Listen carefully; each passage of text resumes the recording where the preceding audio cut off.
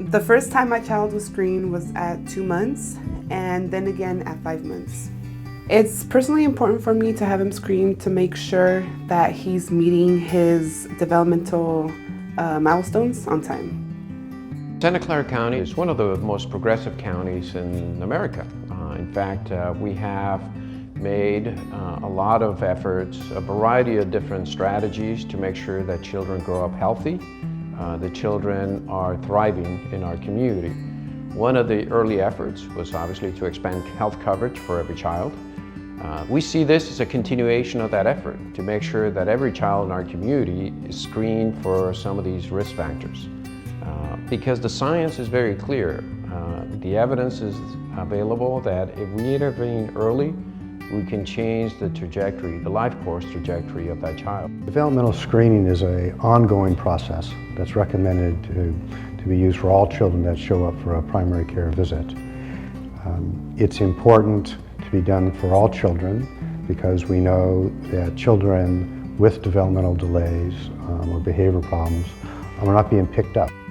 A parent will go in to see their doctor with the screen. The screens are the Ages and Stages questionnaire, which is self-reporting what the parent sees or what the parent might be concerned about in regards to their child. That screen will go in with the parent when they see the doctor. The doctor will say, I think I'd like a further assessment, or perhaps there's a service we can provide for you that would remove this concern for you.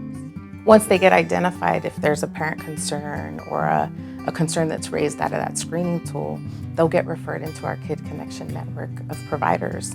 And there they get a level of more in-depth assessment to really identify what this child or family can benefit to further support their development, even if they're risk at delay, how we can intervene so that we minimize the risk of that delay. It can range from being connected to a family resource center where a family can be connected into their communities and get enrichment activities, or maybe it's supporting them connect to their school districts where a child may need additional support through specialty through their school districts. They can get home visitation or therapeutic services within their home so that parents can also learn how to work with their child and support their children within their homes to develop that. And so really it becomes a community network of anybody who can touch that child.